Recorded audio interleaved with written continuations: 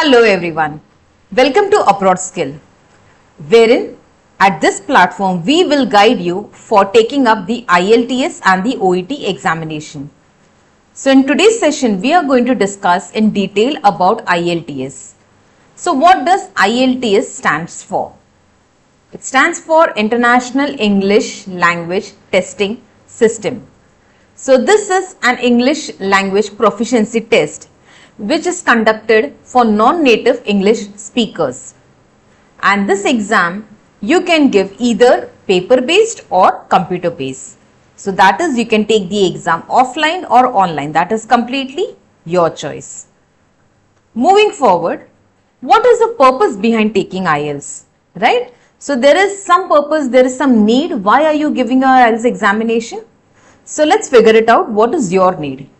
So are you going for overseas education, or are you planning to immigrate, or do you have offers from foreign companies, that is you're planning to work abroad, or else you just want to prove your language skills? So what is your reason behind this? You need to figure it out that. Once you have done that, let us now understand what is the pattern of the examination. So that is very much important, as in what is the syllabus, what are the subjects, what all things will be covered, correct? So as I mentioned that it's your choice whether you want to appear for the computer based IELTS examination or paper based IELTS examination. In either case, the listening, reading and writing part will be conducted, okay, and the speaking part, that is the fourth module, will be conducted face to face with the examiner. Okay, so basically the entire IELTS examination is divided into 4 parts, that is listening, reading, writing and speaking. So comfortably we give it as LSRW. So that is listening, speaking, reading and writing. Okay, and the online computer based examination, so when you appear for them, the results for online examination will be with you in 3 to 5 working days, while the offline, that is the paper based IELTS examination, the results you will get in 13 working days. Okay, now where will you book and register for your examination? So here in India we have only one particular online platform, that is IELTSIDPindia.com. So let me repeat it, it's IELTSIDPindia.com. So on this particular website, you will be getting an icon, that is you will be getting a choice whether you want to appear for the online examination or offline examination. So on that basis you can choose, and you need to follow the steps so that you will be registering for your IELTS examination. Okay, and the online examination is up to 7 days in a week, that is any day of the week you can choose as per your convenience and you can appear for the examination. Whereas for the offline examination, there are some timetable schedule which needs to be followed, and that will be, you will getting the regular updates on this particular site. Okay, now what is the total duration of the test? So whether it's online or offline, it's same, the duration is same. So that means the listening task is for 30 minutes, reading task is for 60 minutes, writing is again 60 minutes and speaking is merely 11 to 14 minutes. Okay, so approximately around 2.5 hours you will be able to complete your entire test. Precisely we can say it's 2 or 50 minutes or something, right? In roundabout less than 3 hours you will be completing your entire IELTS examination. Okay, now let's understand each and every module in detail. So let's start with the listening task. So the duration, as I mentioned, is 30 minutes and the number of questions are 40. So what are the different types of questions being asked on the listening module? It's like in 30 minutes an audio will be played. You need to listen to that audio very minutely, very much in detail, so that you are able to answer the questions which are there. Okay, so in listening, what is the thing that you need to multitask? That is, you are listening to the audio, need to read the questions simultaneously as well as answer them. All right. And the types of questions which are asked in the listening module are as, they can be multiple choice, that is the MCQs, or they might be matching questions, as in matching the label, or match the following types, what we have already done in school and college. All right. Then there might be a plan or a map or a diagram which you need to label. Okay, so any particular supermarket or any particular Venn diagram or any process diagram is given to you, you need to label that entire diagram, based on which the entire audio will be played and you will be able to listen to it clearly, and you need to start labeling it. Okay. Another type can be on the completion base, that is any particular form is given, so any examination form or any personal details forms or something like that, any form will be given and you need to fill in the details as per the audio. Any note will be given, you need to complete that particular note. A table, a flow chart, or might be a summary completion. So these are the different types of questions which are asked, and there might also be a sentence completion. So one part of the sentence is given to you, you just need to complete the other part of it. All right. So as there are 40 questions, so each question is carrying 1 mark. So that means your listening module is for 40 marks. Okay. Now moving forward, that is for reading. So reading, here we have 60 minutes. The entire duration is for 60 minutes. That is for 1 hour. The number of questions asked are 40 again. So here also the different types of questions asked are MCQ, that is the multiple choice, identifying the information, identifying the writer's views and claims, matching information or matching headings, features, sentence endings in this manner. Furthermore, there might be completion as in the sentence or the summary completion, note completion, table completion, flowchart completion, diagram label completion in any such part. All right. So just don't freak out by looking at the list of the questions. We are going to practice each and every question in details. I'll be helping you with the tips and tricks for each question, how to solve that particular question in an easy and a simple manner. Okay. And there are also short answer questions, like one-liner answers based on the passage. So an entire passages will be given to you. You need to read the passage, answer the questions. And these are the different types of questions they are asking. So again, 40 questions carrying 1 mark each. So 40 marks for reading module as well. Okay. Now we come to the writing task. So this task is for 60 minutes, that is for 1 hour. And the writing task is divided into 2 parts, that is task 1 and task 2. So based upon your need, what is the purpose behind giving the IELTS, you will be deciding whether you are giving the academic IELTS or general IELTS, right? So you are planning to study abroad, so at that time you need to give the academic IELTS. So if you are giving the academic IELTS, your task 1 in writing will be, it will be a graph or a chart or a diagram will be given to you. You need to write a short paragraph based on your understanding on either of the graph, chart, diagram, whatever is given to you. All right. So this is for academic IELTS.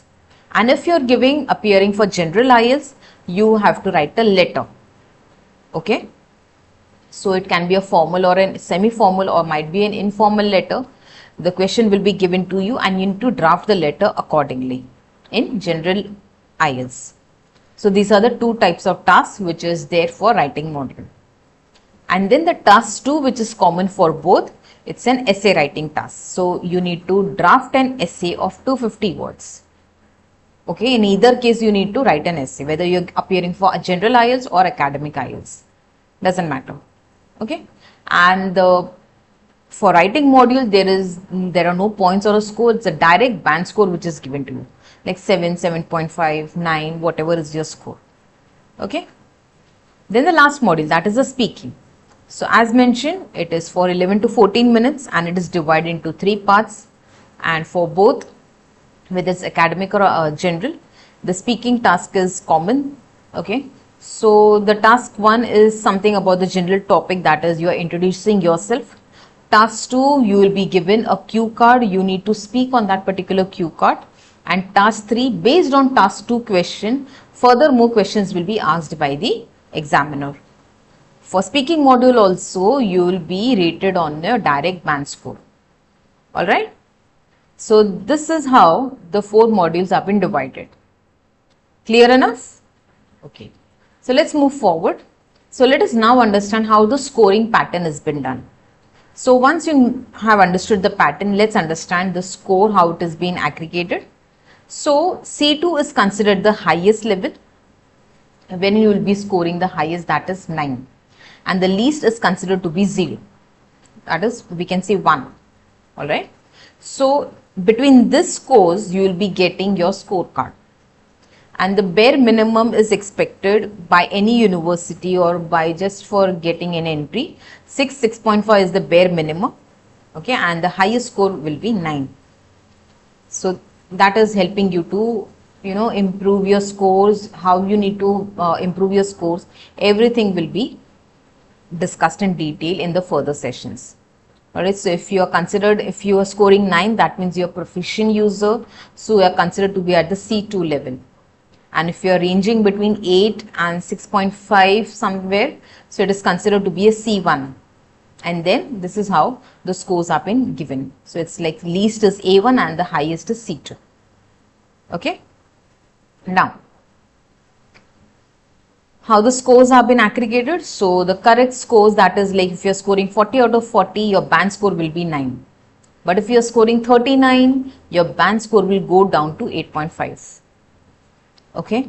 And for each module, the band score will be given to you, right? So suppose in reading you have scored 40, in speaking you have scored 8.5. So this is 9, 8.5, and then writing also you have scored 8, and speaking again, listening you have scored 8.5. So this is how the 4 subjects, the 4 modules, the average will be calculated, and based on that your final band score will be allotted to you. Okay. So obviously the more you score, the better will be your band score and the better will be your average. Okay, so here we have already given you a link wherein you can calculate your IELTS score. Okay, so this is how the scores are being allotted. Fair enough? Okay. So now let us understand what is the difference between IELTS Academic and IELTS General, how the modules are divided. So I've already given you a hint on that. So let's start with the reading section first. So the IELTS Academic reading and the IELTS General reading. So in the academic reading, what is going to happen is that there are 3 long texts of equal length given to you, and text as in the passages, right? So you have already given the passages, you have already read the comprehension, the passages in your schools and the college level examination, right? So passage is given, based on that the questions are there, you just need to answer them. Fair enough? Just that if it's an academic IELTS, the length of the text is a bit longer as compared to the general IELTS. So in academic, the text, that is the passages, are taken from academic journals. They are more research based. Alright, and they are, like we can say, they are described as descriptive or factual sources. They are sourced from descriptive or factual sources. For example, they can be newspapers, research papers, journals, books and magazines. So this is how the academic reading part has been taken care of. Now when we are talking about the IELTS general reading. So in general reading there are 3 texts. Okay. So in academic also we have 3 long texts, and general reading we have 3 texts, wherein there are 2 short ones. The first and the second one are short, and the last one, that is the third one, is the longer one as compared to the other 2. Okay. In general reading, the texts are been taken from newspaper articles, magazines, company handbooks or guidelines, or from reference materials, right? So section 1, wherein you have 4 to 5 short texts which might include advertisements or notices. Section 2 is something related to work, and section 3 is the longest one. So this is what is the basic difference between academic reading and general reading. It is the same pattern, passages are there, questions are asked, you need to answer the question. So the types of question which we have discussed, they might be true, false and not given. So this is a bit tricky, as in the statement can be true or the statement can be false. These are the 2 options.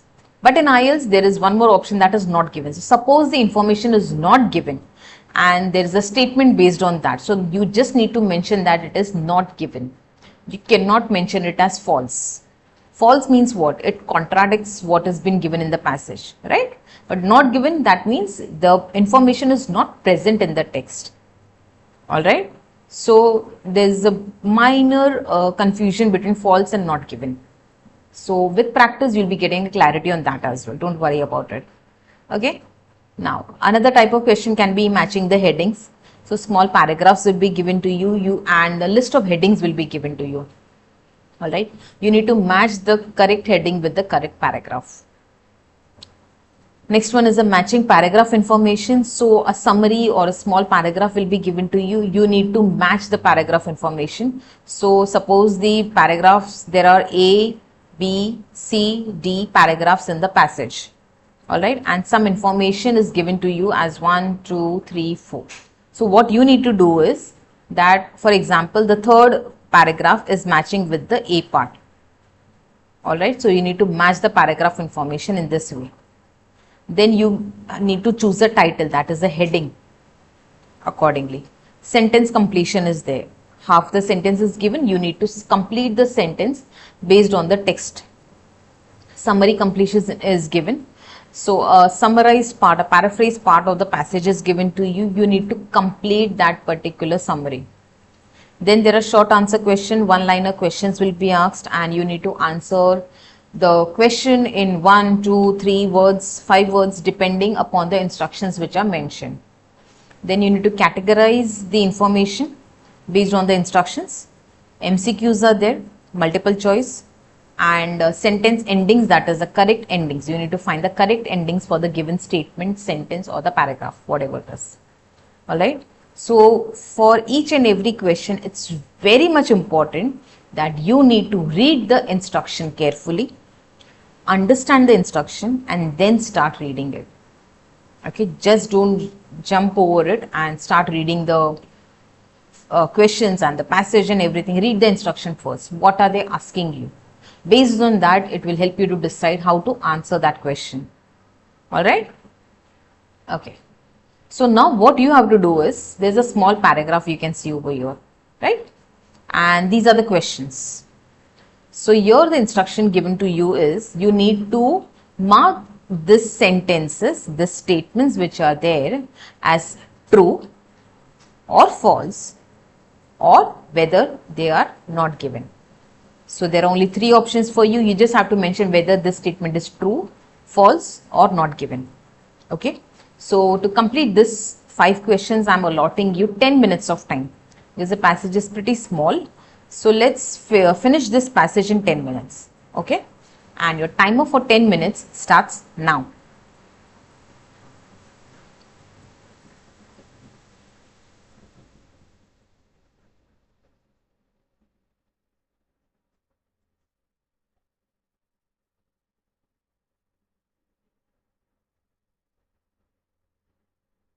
Okay, time up. Fine, great. So let's check your answers. So your first answer is false. Second one is true. Third is also true. Fourth is not given. And the fifth one is true. Okay. So let's see how these answers have been derived. So the first statement, that is, many scientists thought it was irrelevant to release the aerosol sprays into the stratosphere above the Arctic. Now, take a pause and ask a question to yourself. Why did I start reading the questions first? Why didn't I read the passage? Okay. So the funda behind this is, you need to read the questions first. That is what is the thing. Why? Ask me why. Okay, I'll answer you. So once you read the questions, you get a hang of it, that what is the passage about? Where will you get the information based on this statement? This becomes easier. Because in IELTS, they are not asking you what is the meaning of this passage. They are not asking you whether you are, great at globalization terminologies or global temperatures or something about aerosol sprays or stratosphere and the parts of atmosphere and all those things. No, they are not asking you that. They just want the answers, right? They are just testing your English proficiency. They are not testing your knowledge neither on geography nor on science or any other subject. It doesn't matter whether this passage sounds boring or it's not of your interest, whatever it is. We need to answer the questions, that's it. Okay. So the thing is, you need to first read the questions, read the question, read the instruction, read the question, and then figure out the information in the passage. Okay, so the first statement, many scientists thought it was irrelevant to release the aerosol sprays into the stratosphere above the Arctic.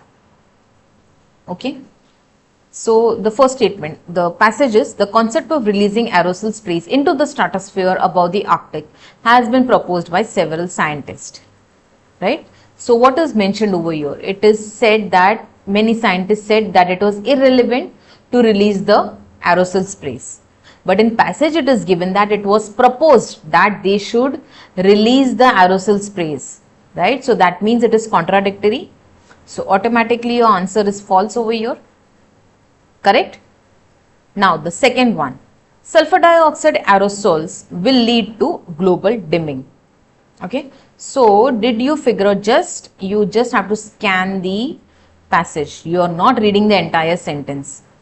You found the word global dimming. This is a keyword. Yes, this is what they are asking. They asked me something about global dimming. I don't know what they asked. So I got the keyword global dimming matching over here. And they did ask me something about sulfur dioxide, which we are hearing at least from grade 3, grade 5, I guess, right? So sulfur dioxide is also there. So what they are asking me? So they are asking me that sulfur dioxide aerosols will lead to global dimming. So this would involve using sulfur or hydrogen sulfide aerosols, so that sulfur dioxide would form clouds, which in turn lead to global dimming. So yes, sulfur dioxide, when we release sulfur dioxide, it leads to global dimming. Yes, so that means this statement is true. Correct? Now the next one. The historic volcanic explosions on Mount Pinatubo in the Philippines occurred in the year 1991. So here the number game is important. You are getting the year, the number is there. So it becomes easy, pretty much easy, you know, to figure out the numbers in the passage, because the entire thing is about words and everything. So 1991, I can figure it out. And then there is one more number, 0.5. So let's underline that. Let's see. So 1991 we got. So it's talking about Mount Pinatubo in Philippines. So these are the keywords what I got. So yes, it is mentioned that there was an historic volcanic explosion on Mount Pinatubo in Philippines in the year 1991. Correct? So that means this statement is also true. Fair enough. Now the next one. Planting of birch trees in the Arctic region will absorb the radiation. Now let me just scan through, just go through the passage. I'll just move my pen from one word to another. Where am I getting the word Arctic region or might be birch trees? So yes, I got birch trees over here. I got the word radiation over here, absorbing the radiation. So who is absorbing the radiation over here? The region native evergreen pines shade the snow and absorb the radiation. So it is mentioned that pines are absorbing the radiation, right? But whether birch trees, it's mentioned that birch trees are also there in this particular area, Arctic region. But whether they are absorbing the radiation or not, that is not mentioned. So clearly this statement is what? False or not given? It's not given, right? We don't have the relevant information related to birch trees absorbing the radiation, right? Now the last one. Climate scientists say that rerouting the Russian rivers will not only increase the water flow in the ice forming areas, but will also help in slowing down the warming. So now, yes, I got the keyword rerouting, Russian rivers, which includes cold water, they are forming ice forming areas, and it is also slowing down the warming process. So yes, this statement is true. Correct? So now it was simple enough to derive the answers, right? So just that we are lacking practice right now, we were not able to figure it out fast. I was explaining you how to, derive the answers. But once you get a hang of it, that we'll be practicing more and more passages, you'll be easily and quickly you will be able to find the answers. Alright, so these were the a few strategies which I have explained you in the reading passage based on the question that is of true, false and not given. Fair enough? Let's move further. Okay. Now, what is the difference between the academic writing task 1 and the general writing task 1? So, as I told you that in writing task, there are two tasks, task 1 and task 2. So, if you are giving the academic IELTS, what are you supposed to do is, a graph or a table or might be a chart, process or a map will be given to you. You need to explain any of these, whatever is asked, the visual information. You need to describe and summarize about it in 150 words. Okay, there's a word limit of 150 words. Okay. Now, or there might be a combination also. So, there might be a graph and a chart as a combo, or might be a process and a chart as a combo anyways, right? So, we'll be practicing that also. Each and every diagram will be practicing and we'll be practicing as a combination also, so that you are able to draft the answers easily. And the tone you are supposed to use is formal, completely formal. So, there is a list of vocabulary. How are you supposed to, write that particular answer? How in detail, everything will be discussed in the further sessions. So, this was about writing task 1. And now, when we are talking about general writing task 1. So, when you are appearing for the IELTS General, so you are supposed to write a letter. Again, the word limit is 150 words. So, here the letter can be formal, semi-formal or might be informal. Okay. So, suppose you are requesting an information from a higher authority, or there is a complaint, or there might be you're writing a letter, you are apologetic for any particular mistake or anything happened to you, right? So, this is how these are the different types of topics which are asked. Now, here a prompt will be given, a statement will be given to you based on the background information. So, a few details will be given. Based on that, you need to draft the letter. And the letter tone, as I mentioned, it can be formal, semi-formal or informal. Okay, and obviously based on the statement, based on the question, you need to decide whether this is formal, semi-formal or informal. Based on that only, obviously your vocabulary and everything depends on that. Alright, so it's like, it's not the same greetings and the same thing which you are using for formal and the same is used for informal. Completely no. Right, that is, you are pretty much aware of that. Right, that's like we already written letters in school and colleges, right? Okay. Now, so to go in detail about the writing task 1, so any diagram will be given. You need to start with the introduction paragraph. In introduction paragraph, you need to just paraphrase the question. What is paraphrasing? Paraphrasing is very much important in IELTS examination. Paraphrasing means writing the statement in your own words. According to your knowledge, you just paraphrase it. Rephrase the question, the statement which is asked in your own words. Use the synonyms. That's it. That makes your life easy. Okay, so here this is the introduction paragraph, followed by an overview paragraph, wherein you will be focusing on the key points, the key words. What is that diagram about? What is the process about? And then they're followed by body paragraphs. So, there might be one or two body paragraphs, two are basically required. So, in body paragraphs, you will be providing a detailed explanation about the diagram. Okay. And if at all there is one body paragraph, you need to provide the conclusion, that is the ending. Okay. So, conclusion is not mandatory, but you need to provide at least two body paragraphs, that is required. Okay. So, this is how the entire structure is being designed. Now, the types of questions which are asked in writing task 1 can be a pie chart. We all know what is a pie chart. A bar graph, a process diagram, a table, or might be a combination, that is the multiple graph question. Okay. Now, this is a sample task, writing task 1. So, what is the question? You should spend about 20 minutes. That is very much mandatory because, as I said, that writing task is for 60 minutes.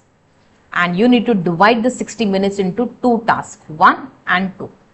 Correct?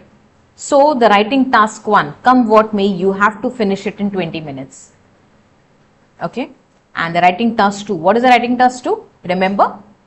Yes, it was the essay writing, wherein you will be devoting 40 minutes of your time. Fair enough. So 20 plus 40, you are pretty much in the safe zone and you are completing your task in 60 minutes. Right? So writing task 1 for academic IELTS, it's for 20 minutes. The question is, the pie chart shows the online sales for retail sectors in Canada in the year 2019 and 2020. Summarize the information by selecting and reporting the main features and make comparisons where relevant. Write at least 150 words. So these are the pie charts for 2019 and 2020, and this is how the division has been made, right? So like it has been divided into groceries, electronic appliances, home and kitchen, and clothing. So this is for 2019, correct? And this details are for 2020. That is obviously the bifurcations are clothing, home and kitchen, electronics, and groceries. So you just need to draft a paragraph based on your, whatever you have understood by looking at this diagram. That we'll be doing it in the further sessions. All right. So this is how the pattern is. You need to provide the introduction, overview, followed by the body paragraphs. Simple, right? Okay. Now, general writing task 1, wherein the structure for the letter writing will be, you'll start with the greeting. What is the purpose? What is the subject? If it's a formal letter, and followed by 2 body paragraphs, and then the end, that is signing off.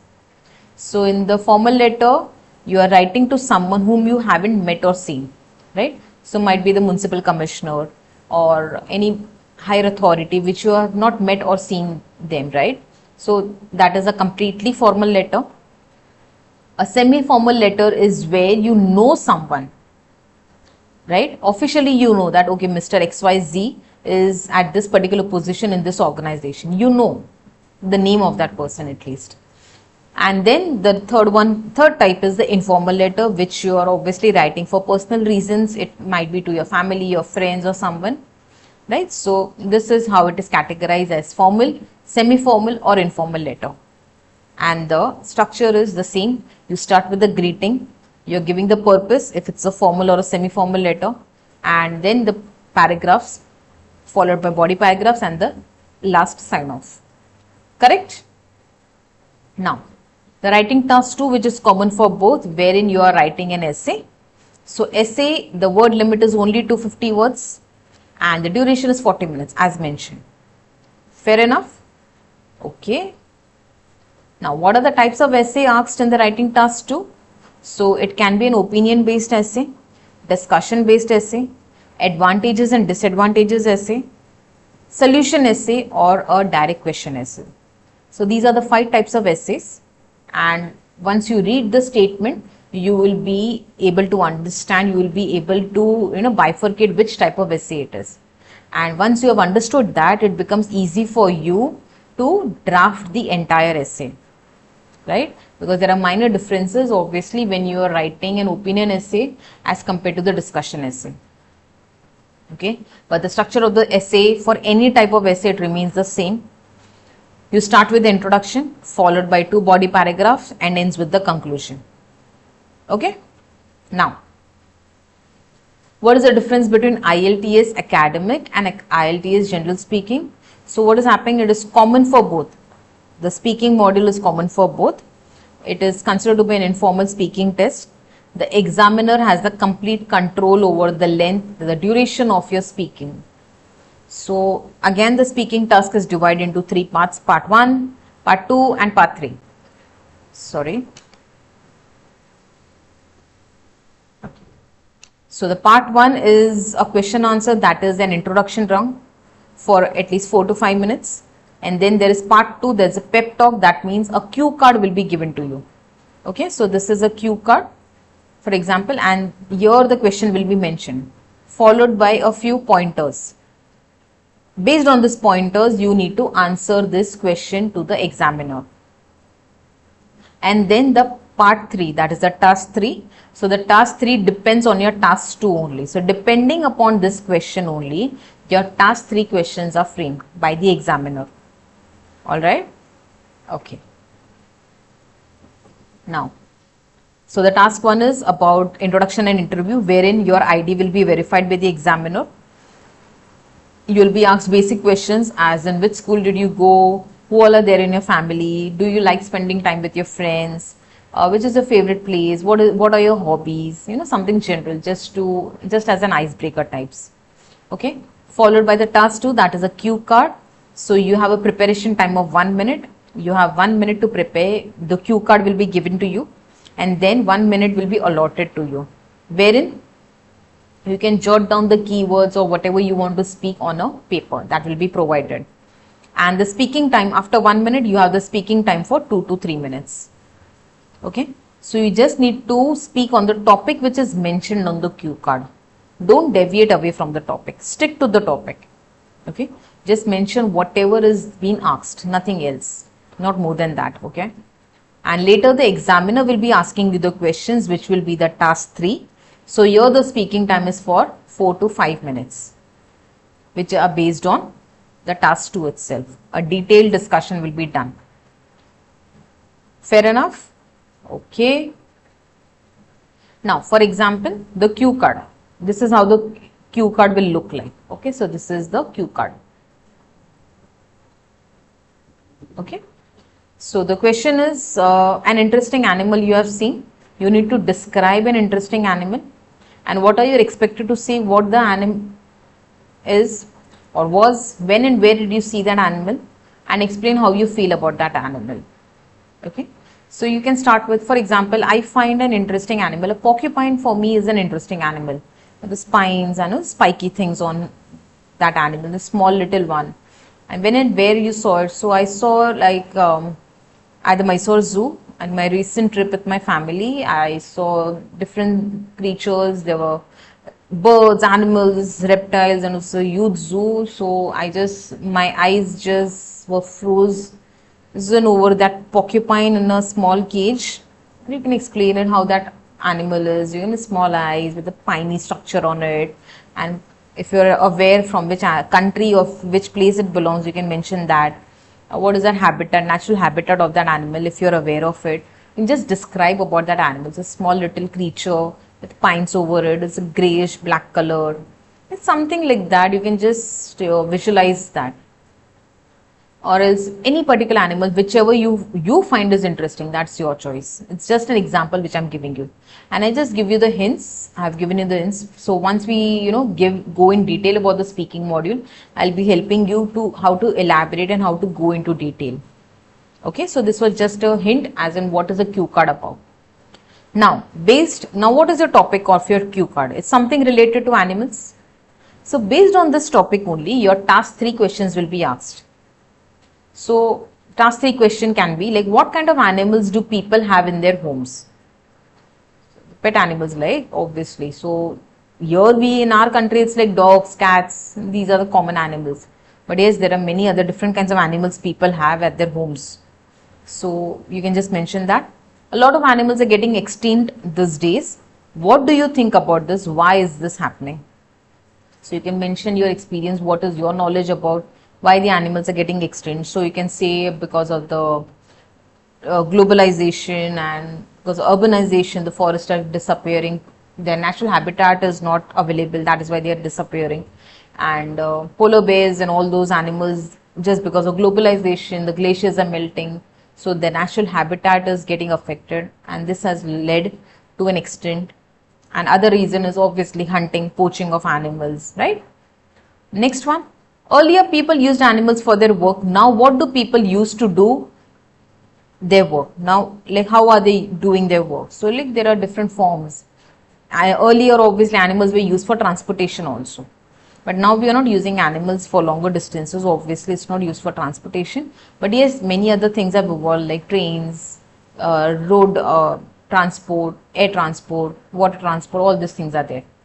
So this is how you are framing your answer. The last one, researches have been conducted on animals. Is this a good idea? So what is your idea on that? So if it's yes, it's fair enough. Even if it's no, it's fair enough. It's completely your choice. They are not judging your perception, your view or anything. They are just testing your English language proficiency. So there is nothing right or nothing wrong. right? If you feel that yes, animal researches should be conducted on the animals, it's fair enough. You don't have any guilt or anything about it, right? It's fine, it's fair. Okay, so you can just speak on that, no issues on that part. All right, so this is how the speaking task has been designed. Now, let's understand about the listening task. So it is, what is it? So listening task is wherein a 30 minutes audio will be played. And the listening test is divided into 4 parts. So the first part is about the conversation between two people. It's something related on a social topic. Then there is a second part is about the conversation between 2 to 4 people. And it's something related to education. The third part is as like a speech or a talk or a monologue, which is based on the academic subject. And after this 4 topics have been concluded, that is the 30 minutes or over, you'll be getting a 10 minutes transfer time. So whatever you have just jotted down, you can just write on your answer sheet properly in that 10 minutes. So you're just transferring the answers, whatever you have jotted down, on your main answer sheet. Alright, so this is how the 40 minutes have been allotted to the listening task. Correct? Now, the types of question asked in listening task are MCQs, that is a multiple choice questions, map based question, matching items, table or a summary completion, sentence completion, short answer questions. Alright, and this is how the questions have been there. Now, I'll play this audio link for you. Just listen to this audio carefully. No, it's perfect. I've just got back from taking the dogs for a walk and put the kettle on for a cup of tea. What time is it where you are, Yuki? It is 3 o'clock in the morning, Mrs. Gray. Oh dear, you waited up all this time to call me? It is 7 p.m. in London, I think. Exactly. My English teacher told me this is a good time to call English people. They have just had their dinner and then watch television or go to the pub. Ha. Well, Fred, that's my husband. He's working a bit late tonight. So we'll go out for dinner when he gets back. Probably in an hour or so.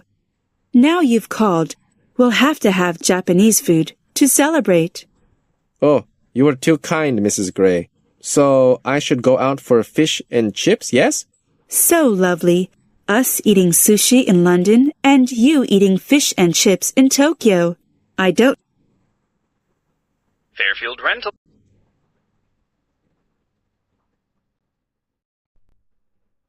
Okay, so have you heard the audio properly, clearly?